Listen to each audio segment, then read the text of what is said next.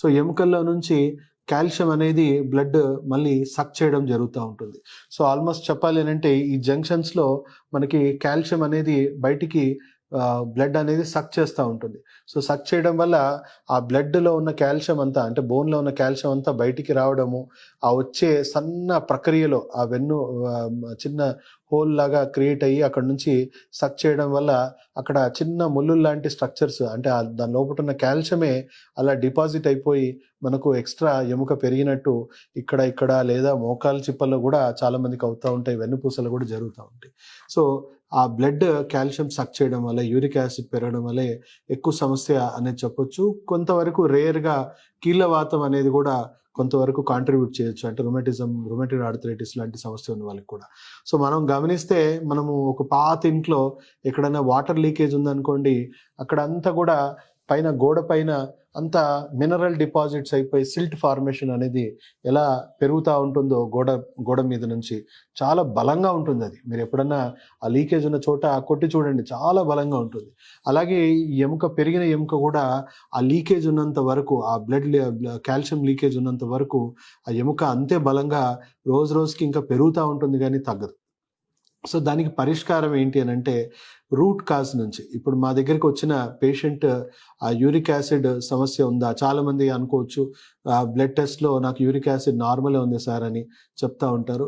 So blood టెస్ట్లో చాలామందికి నార్మలే చూపిస్తూ ఉంటుంది, కానీ నిజంగా యూరిక్ యాసిడ్ మాత్రం అప్స్ అండ్ డౌన్స్ పెరుగుతూ ఉంటుంది, తగ్గుతూ ఉంటుంది, పెరుగుతూ ఉంటుంది, తగ్గుతూ ఉంటుంది. సో తెలిసే అవకాశం లేదు. బ్లడ్ టెస్ట్లో అన్నీ కూడా యాక్యురేట్గా ఉండవు, 50% అక్యురసీ ఉంటుంది.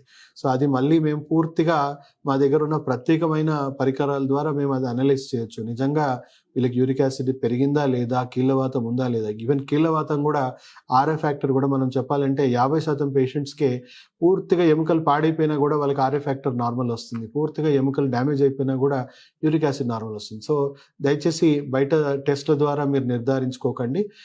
సో ఒకవేళ మీ దగ్గర ఉంటే రిపోర్ట్స్ తీసుకొని రండి, మేము చూస్తాము.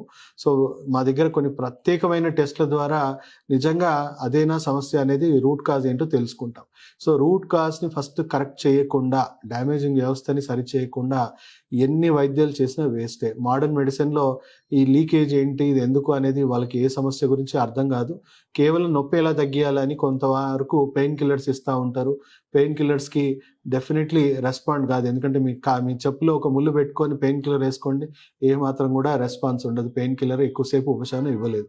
సో అందు గురించి ఏం చేస్తారంటే రకరకాల అనస్థీషియా ఇంజెక్షన్స్ అనేవి ఈ ఎముకకి ఇక్కడ ఇవ్వడం జరుగుతుంది. దాని ద్వారా ఆ అనస్థీషియా ఎఫెక్ట్ వల్ల కొన్ని రోజులు, కొన్ని నెలలు కొంతవరకు మొద్దుబారిపోయి ఉంటుంది, కాబట్టి మనకి సమస్య తెలియదు. లేదా లైఫ్ లాంగ్ కుషన్ చెప్పులు వేసుకోమని, అంటే మెత్తటి చెప్పులు వేసుకొని ఒత్తిడి తగ్గించుకోమని చెప్పడం తప్ప అక్కడ వాళ్ళ దగ్గర ఉన్న సమస్యకి పరిష్కారం అంటూ ఏమీ లేదు. దాన్ని శస్త్రచికిత్స చేసి తీసేసినా మళ్ళీ పెరిగే అవకాశం ఉంది, కాబట్టి దానికి పరిష్కారం అంటూ లేదు.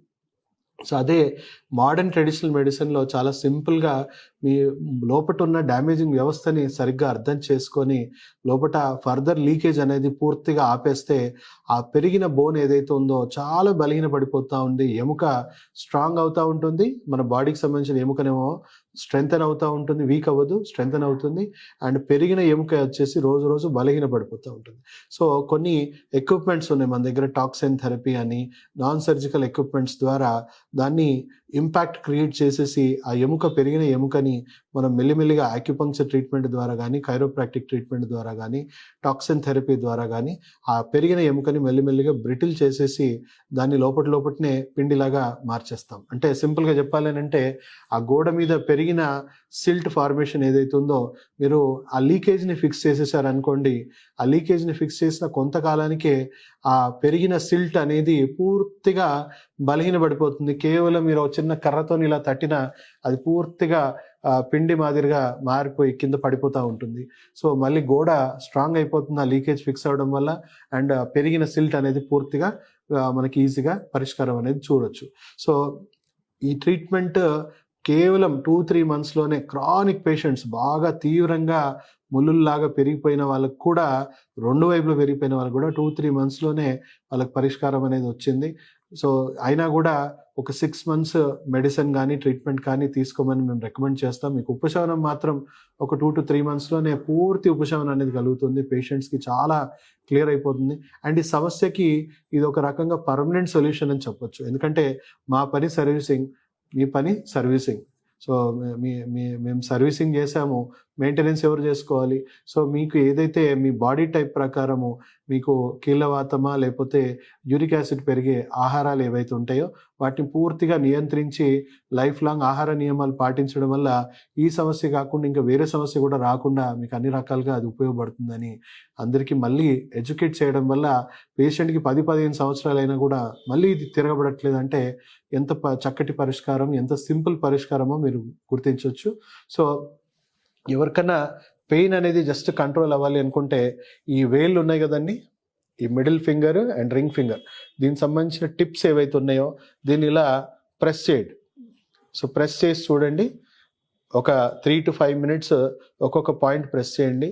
మీకు ఆల్మోస్ట్ ఇమ్మీడియట్‌గా పెయిన్ కిల్లర్ ఎలా పనిచేస్తుందో కొన్ని నిమిషాల వరకు, కొన్ని గంటల వరకు, కొన్ని రోజుల వరకు, కొంతమందికైతే కొన్ని రోజుల వరకు పెయిన్ కిల్లర్ లాగా బ్రెయిన్ నుంచి ఇమ్మీడియట్‌గా పెయిన్ కిల్లర్ రిలీజ్ అయ్యి హీల్ పెయిన్ అనేది ఇమ్మీడియట్‌గా రిలీఫ్ అయిపోతుంది.